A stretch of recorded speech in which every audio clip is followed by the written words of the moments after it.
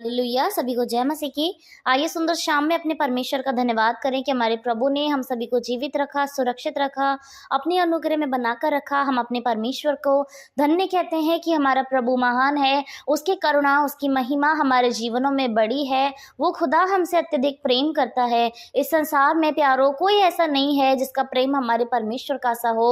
इस संसार में प्रत्येक जन हमें छोड़ सकता है, लेकिन हमारा परमेश्वर, हमारा खुदा जो कहता है मैं तुझे कभी नहीं छोड़ूंगा, मैं तुझे कभी नहीं त्यागूंगा, वो परमेश्वर हमें कभी नहीं छोड़ने वाला प्रभु है। परमेश्वर का वचन तो ये कहता है कि माता अपने दूध पीते बच्चे तक को छोड़ सकती है, लेकिन तुम्हारा स्वर्गीय पिता तुम्हें कभी नहीं छोड़ सकता। यानी इस संसार में सभी का छोड़ देना पॉसिबल है और हो भी सकता है और होता भी है, लेकिन हमारा परमेश्वर हमें कभी नहीं छोड़ता। हम चाहे कितने भी बुरे हों, कितने भी परेशानी में हों, हम चाहे कितने भी हमारे अंदर कमियां हों, लेकिन तब भी हमारा परमेश्वर हमें नहीं छोड़ता है। इतना प्रेम करने वाला वो प्रभु है।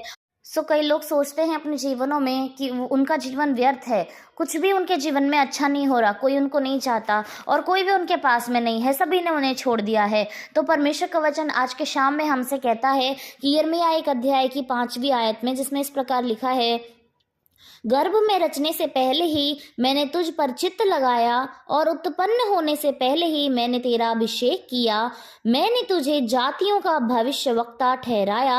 आमीन। प्रभु का वचन कहता है प्यारो, आज की शाम में प्रत्येक उस जन से जिनका मन टूटा हुआ है, जो सोचते हैं उन्हें सभी ने छोड़ दिया, उन्हें सभी ने त्याग दिया है, कोई उनका साथ देने वाला नहीं है, कोई उन्हें समझने वाला नहीं है, वो अपने जीवन में किस स्ट्रगल को फेस कर रहे हैं, अपने जीवन में किस असफलता को फेस कर रहे हैं, कोई उनको नहीं समझता। लेकिन प्रभु आपसे कह रहे हैं, पर्सनली आपसे कह रहे हैं कि खुदा ने गर्भ में रचने से पहले ही हम पर चित्त लगाया है, ऐसा वो वचन में कहता है। यानी वास्तव में जब हमारी कोई उत्पत्ति ही नहीं थी, हमारा कोई अस्तित्व ही नहीं था, ना ही संसार है में, ना ही माता के गर्भ तक में, तभी परमेश्वर ने हम पर चित्त लगा लिया है कि मैं अब जिसको उत्पन्न करने जा रहा हूँ वो मेरा ये बेटा है, वो मेरी ये बेटी है। हालेलुया। तो जब हमारी खुद की रचना नहीं हुई थी, हमारे माता पिता तक हमें नहीं जानते थे, तब से पहले से हमारा परमेश्वर हमसे प्रेम रखता हुआ आ रहा है, हमसे चित्त लगाता हुआ आ रहा है। तो क्या हम लोग इतने बेकार हैं? क्या हम लोगों की कोई वैल्यू नहीं है? क्या हम लोग बिल्कुल भी महत्व नहीं रखते किसी के जीवन में?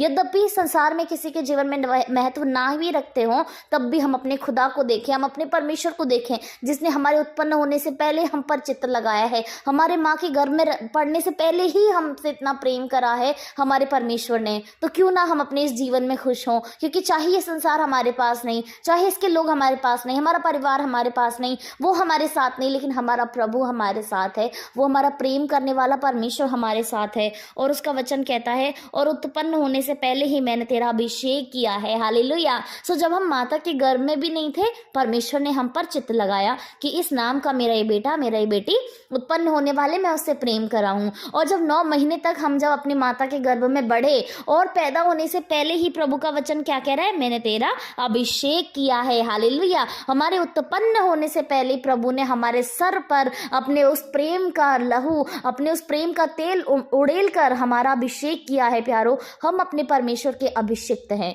आज हम जो इस संसार के अंदर हैं, हम क्यों ये वचन को पढ़ते हैं? हम क्यों खुदा की महिमा करते हैं, उसकी इबादत करते हैं? क्या इस संसार में और लोग नहीं है? क्या आप जहाँ बैठते हैं, अब अपनी संगति में देखिए, आसपास अपनी नज़रों को घुमा कर देखिए, अपनी क्लास में देखिए, अपने पड़ोस में देखिए, अपने ऑफिस में देखिए, अपने घर के अंदर देखिए, अपने रिश्तेदारों में देखिए, क्या सभी लोग परमेश्वर को जानते हैं? क्या सभी लोगों से परमेश्वर प्रेम रख रहा है? इस समय सभी लोग दुआ करते हैं? नहीं, पर आप करते हैं। आप अपनी कक्षा में होंगे, आप अपनी क्लास में, ऑफिसेज में होंगे, तो आप चुनिंदा लोग हैं। आपको प्रभु ने चुना है, आपका परमेश्वर ने अभिषेक किया है, आपको प्रभु बेहतर रीति से जानते हैं। हालेलुया। तो हमारा परमेश्वर ने जब हमको नाम लेकर बुलाया है, क्या ये हमारे अच्छे काम है? नहीं, क्योंकि हमारी तो उत्पत्ति ही नहीं हुई थी। जब हमारे प्रभु ने हमें चुन लिया, हमारे प्रभु ने हमसे चित्त लगाया, हमारे परमेश्वर ने हमारा अभिषेक किया, हमारी तो कोई उत्पत्ति ही नहीं हुई थी और हम तो पाप की संतान है। तो जब हम पापी ही हैं, तो हमारे ऐसे काम कैसे हो सकते हैं कि हम अपने अच्छे कर्मों से अपने प्रभु को अपनी ओर आकर्षित किया हो? नहीं, ये हमारा खुदा का, हमारे परमेश्वर का उद्धार है, उसका अनुग्रह हमारे जीवन में हुआ है, कि हमारे खुदा ने हमें चुन लिया है, हमें नाम लेकर बुलाया है, हमारा अभिषेक किया है। अभिषेक सभी का नहीं किया जाता, अभिषेक चुनिंदा लोगों का किया जाता है। जब परमेश्वर ने शमूएल को नियुक्त किया कि जाकर अभिषेक कर, तो जब उसने दाऊद के बाकी भाइयों को देखा, उन सभी का अभिषेक नहीं किया और उसने सब दाऊद का अभिषेक किया। हालांकि वो एक ही पिता के पुत्र थे, लेकिन अभिषेक चुनिंदा लोगों का होता है, जिसको परमेश्वर ने चुना हुआ होता है। तो आज हमको परमेश्वर ने हजारों नहीं, लाखों नहीं, कई 100 करोड़ की भीड़ में से प्रभु ने आपको चुन रखा है, आपका अभिषेक किया है, आप पर चित्त लगाया है। हालेलुया। तो हम लोग बिल्कुल, हमें डरने की जरूरत नहीं है, हमें निराश होने की जरूरत नहीं है कि हमारे साथ कोई भी नहीं है। हमारे साथ हमारा परमेश्वर है, जो सच में इस संसार के माता पिता, भाई बहन, दोस्त, पति पत्नी, बच्चे, सभी से बढ़कर हमसे प्रेम करता है। हालेलुया।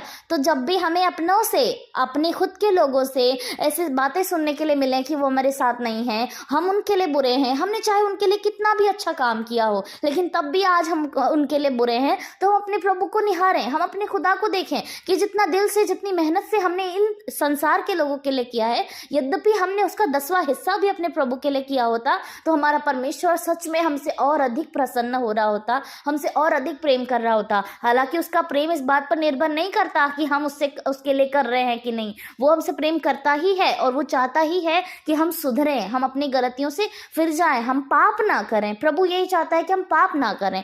लेकिन खुदा ने तब भी हमारा अभिषेक किया है, जब हम इस संसार में भी नहीं आए थे, हमारे उत्पन्न होने से पहले हमारा अभिषेक किया है। तो हमारा प्रभु सच में महान है और उसका वचन कहता है, मैंने तुझे जातियों का भविष्यवक्ता ठहराया। हालेलुया। जातियों का भविष्यवक्ता, किसी एक कम्युनिटी का नहीं, जातियों का भविष्यवक्ता, चाहे 1 हो, 2 हो, 3 हो, प्रभु ने सारी संसार के ऊपर जितनी जातियां हैं ना, उस सभी पर हमको भविष्यवक्ता ठहराया है कि हम उस खुदा का वचन, उसका कलाम, उसका पवित्र शास्त्र जो कहता है, उसके विषय में लोगों को बता सकें। उस परमेश्वर का, भविष्यवक्ता का क्या काम होता है? आने वाली चीज़ों को बताना। आजकल लोग क्या कर रहे हैं, बहुत सारी ऐसी वेबसाइट, ऐसी साइट चल गई हैं जहाँ पर लोग पूछते हैं कि मेरे आने वाले जीवन में क्या होगा, मेरी शादी कैसे होगी, किससे होगी, मेरे कैरियर में क्या होगा, मेरे बच्चों का क्या, वो सब कुछ पूछते हैं। उनको लगता है कि ये मेरे सामने भगवान बैठे हैं और ये जो भी प्रेडिक्ट करेंगे वो बिल्कुल करेक्ट होगा और ऐसा ही मेरे साथ होगा। लेकिन प्रभु का वचन कह रहा है कि जब वो खुदा हमको भविष्यवक्ता ठहराएगा, तो जब हम भविष्यवाणी करेंगे उसको कोई झुटला नहीं पाएगा, क्योंकि हमारी भविष्यवाणी मनुष्य की तरफ से नहीं है, कोई एक डेट ऑफ बर्थ बताकर, फोन नंबर बताकर, टाइम बताकर बताने वाली नहीं है। ये हमारे खुदा की तरफ से आया हुआ वो दर्शन है जिसके विषय में परमेश्वर खुद कह रहा है कि इसके लिए तो बोल कि मैं ऐसा इसके साथ करने जा रहा हूं। हालेलुया। तो प्रभु ने हमें भविष्यवक्ता ठहराया है, जो भविष्य को बता सके, जो भविष्यवाणी कर सके। प्रभु ने इतना अधिकार हमें दे रखा है। कौन जानता है कि हमारे साथ कल क्या होगा या इसके साथ कल क्या होगा, लेकिन परमेश्वर तो हमें दर्शन देने वाला प्रभु है। हमको भी कई बार ऐसे दर्शन आए होंगे, जो हमने सपने में देखा वो सच हुआ होगा। ये किसका दर्शन है? ये परमेश्वर का दर्शन है, क्योंकि जो बातें सच हो रही हैं और जो बातें खुदा की तरफ से हैं वो सच में पूरी होंगी। तो शैतान हमें भविष्य नहीं दिखा सकता। वो हम क्या करेगा कि भविष्य में हमारे साथ गलत होगा, ऐसा डर, ऐसा भय लाकर हमको घबरा सकता है, लेकिन वो हमें कभी भविष्य नहीं दिखा सकता। भविष्य अगर दिखाएगा तो वो खुदा दिखाएगा। और जब हमारे जीवनों में सपने हमको आते हैं और वो जब पूरे होते हैं, तो सच में हम घुटनों पर आकर उस खुदा को धन्यवाद करें, क्योंकि उसका यही वचन हमारे जीवनों से पूरा होता है कि मैंने तुझे जातियों का भविष्यवक्ता बनाया है। हालेलुया।